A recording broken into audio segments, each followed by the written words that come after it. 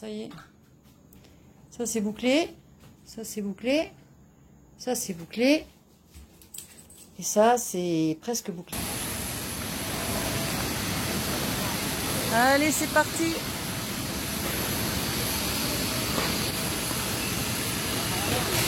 En plus, c'est beau.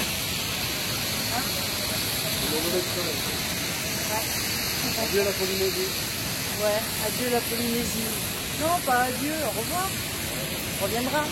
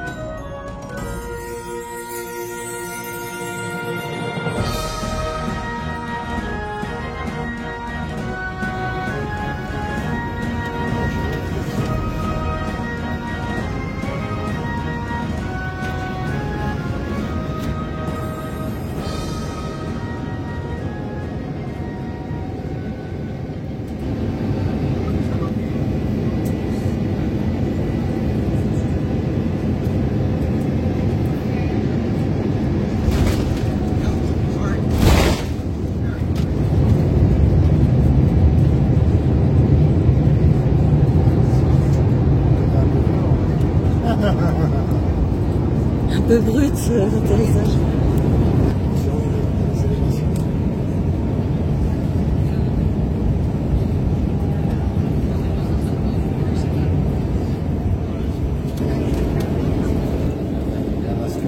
San Francisco.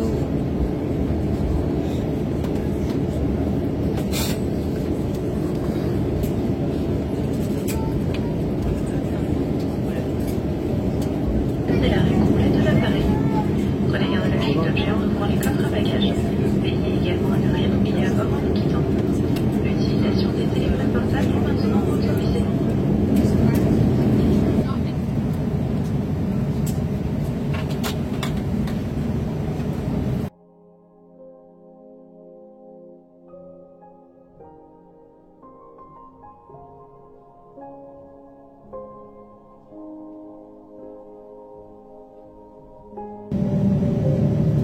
Bye bye San Francisco.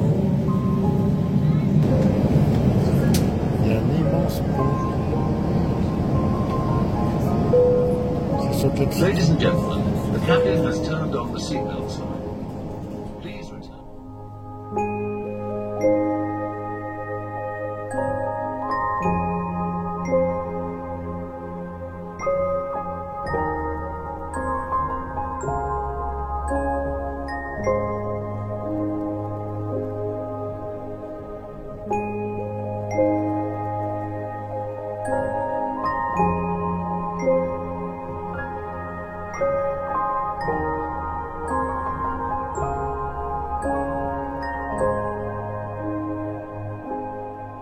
Les coffres sous le siège devant vous. Les allées et issues doivent rester dégagées de tout objet. Merci de votre attention. Ladies and gentlemen, we are now beginning our descent into Paris Orly.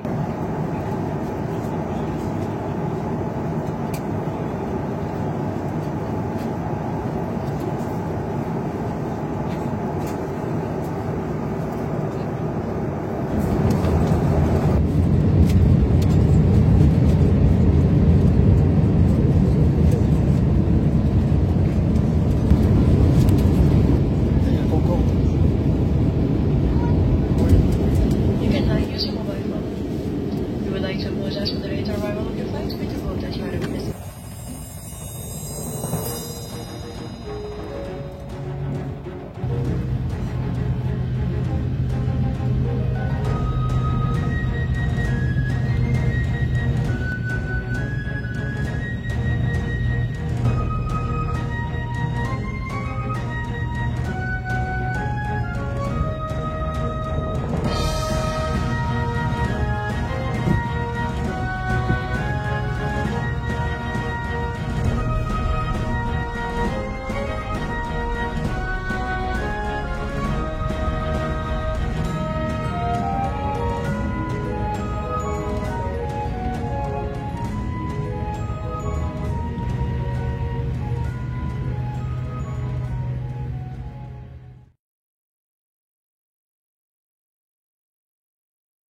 Pour ceux que ça intéresse, juste un petit point sur les formalités de voyage. Au départ, on nous avait dit oui, mais il faut encore une attestation sur l'honneur pour aller aux USA, une attestation de traçabilité pour entrer en Europe, traçabilité Covid, j'imagine.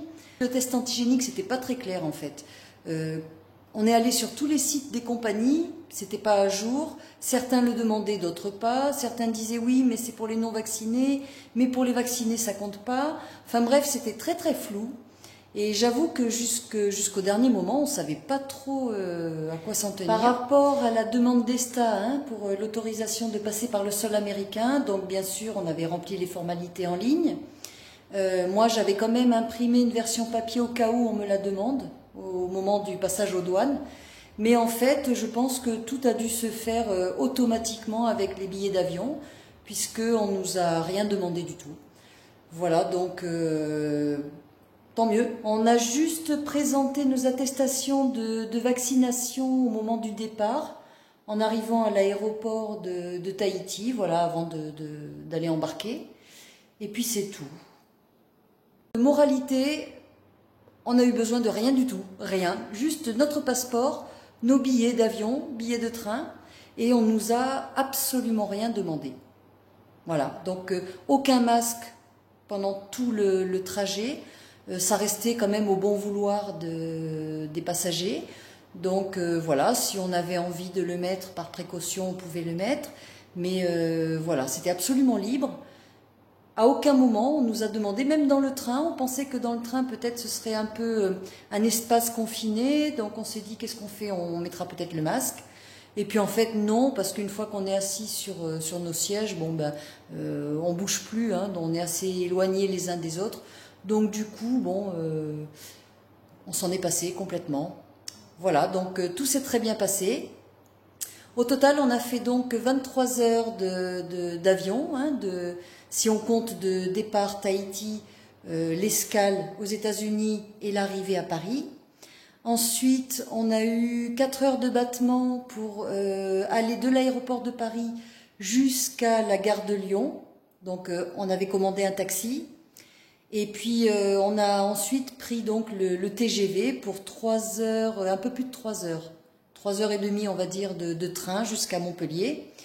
On est arrivé aux alentours de minuit. Donc c'était assez folklorique, hein. Si on fait le compte, ça fait quelque chose comme 29 heures, presque 30 heures de voyage au total. En fait, si vous voulez, on est parti un lundi matin de Tahiti, levé à 4 heures du mat, pour arriver le lendemain, un mardi soir, à minuit à Montpellier. Épuisé. Franchement, bon, bah, il a fallu évacuer, bien sûr, 12 heures de décalage horaire.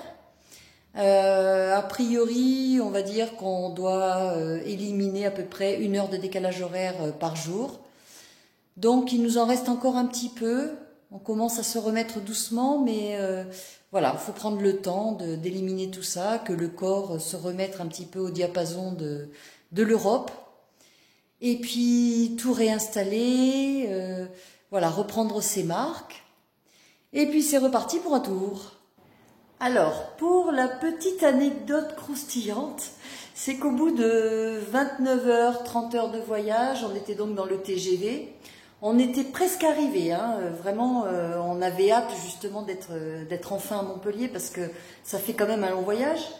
Donc il nous restait 20 minutes, puis là tout à coup, le train s'arrête. Blocage, au milieu de nulle part, voilà.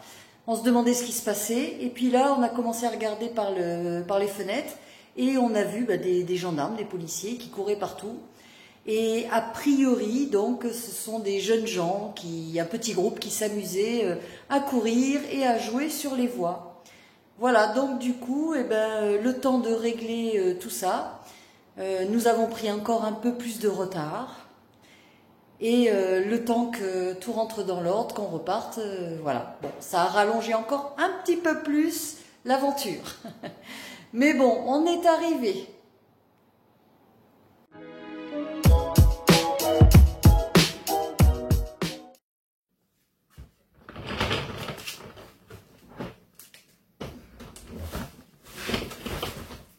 Là, je suis dans le garage parce qu'il y a pas mal de choses à stocker, à ranger. Voilà, faut tout réinstaller. Et puis, c'est reparti pour un tour. On va s'adapter. Comme on a fait d'habitude, ça fait quand même du bien de revenir aussi chez soi. Après avoir vadrouillé pendant des mois, changé de location constamment. J'avoue que home sweet home, ça fait du bien aussi. Bon, pour l'instant, il n'y a pas grand-chose qui change. Hein, c'est pour ça qu'on a voulu rentrer l'été, justement. C'est pour qu'il n'y ait pas trop de différence déjà au niveau de la température, du climat. Donc ben là, c'est l'été, hein, on est dans le sud de la France. Donc on va dire qu'il fait 35 degrés à l'ombre. Donc ça nous change pas beaucoup de la Polynésie. Au niveau de la tenue, ben, tenue vestimentaire, pareil, hein, on change rien, tongs, short, voilà. Et puis, ben là, on commence à ranger les valises, on a tout sorti, ça y est, on s'acclimate petit à petit. On a fait les retrouvailles avec la famille, les enfants, les amis. On a retrouvé notre petite maison de village. Et puis, on est très content d'avoir retrouvé notre région. Évidemment, là vous voyez, c'était les cartons que j'avais rangés avant de partir, avec bien sûr les affaires d'hiver, hein, les couettes, les manteaux, les écharpes. Mais bon, on aura bien le temps de mettre ça un petit peu plus tard. Pour l'instant, on se concentre sur l'été, prendre du bon temps, et puis ça viendra après.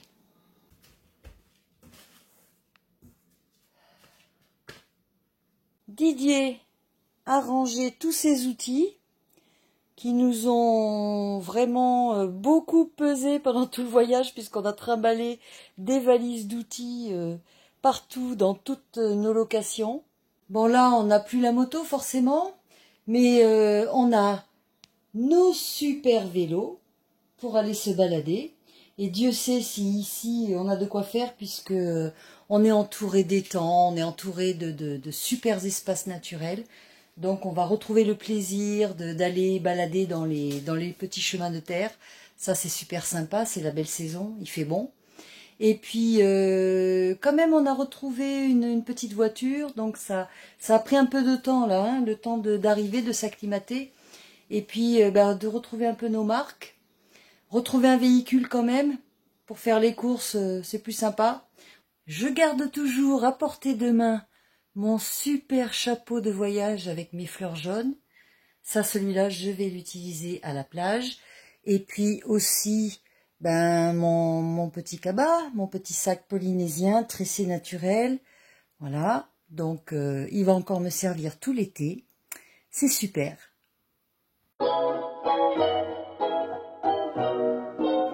Qu'est-ce qu'on ramène de Polynésie comme souvenir, comme cadeau? Voilà, on s'est fait un petit peu plaisir aussi. Et puis on a ramené alors des paréos, bien sûr. Voilà, joli paréo. Bien sûr, il y a la fameuse perle noire, ou alors des petits bijoux en nacre. On a ramené aussi un petit féfé avec 2 thés d'oreiller. Donc ces fameux couvre-lits en patchwork, traditionnel, artisanal. On peut ramener aussi des suspensions, des mobiles en matière artisanale, en tressage. Un petit éventail traditionnel polynésien, voilà, tout tressé. Ça fait du bien parce que là en ce moment il fait 35 degrés dans le sud. Et puis bien sûr les colliers de coquillages, puisque quand on arrive à Tahiti on nous offre des magnifiques colliers de fleurs. Et quand on repart, eh bien, on nous remet autour du cou, en signe de bonheur, de porte-bonheur, un collier de coquillages. Donc, il y en a de toutes sortes, avec des gros coquillages, des petits, en couleur. Voilà, c'est très, très chouette. Une petite fleur en tissu, en souvenir.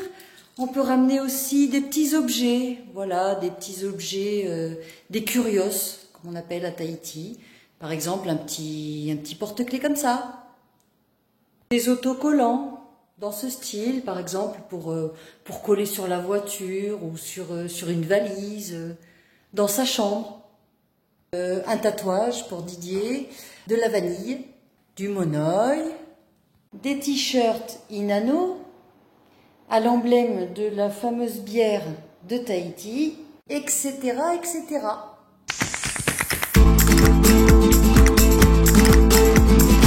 ¡Ale, ale! ¡Fuego, fuego! ¡Ale!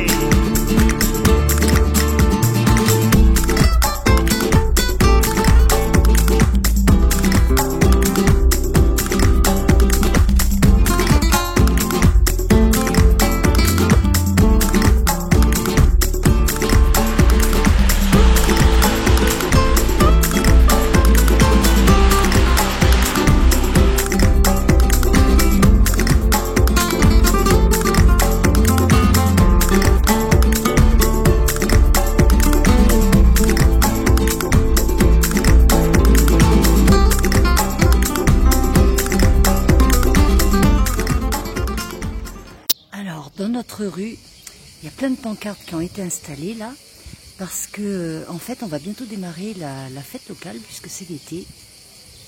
Donc il va y avoir les taureaux, les chevaux, toutes les fêtes votives. Donc en fait, là, ils vont installer des barrières un peu partout dans les rues. Ils vont condamner toutes les rues du village. Et puis voilà, et puis ça va servir de lâcher de taureaux. On va avoir un super camion pour récupérer les taureaux juste en bas de la rue, au pied de la maison.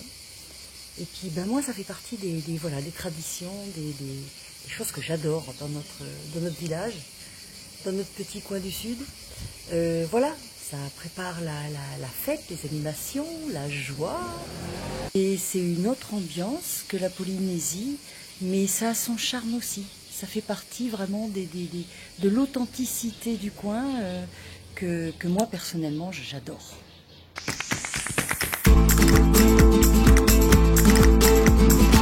Allez, allez.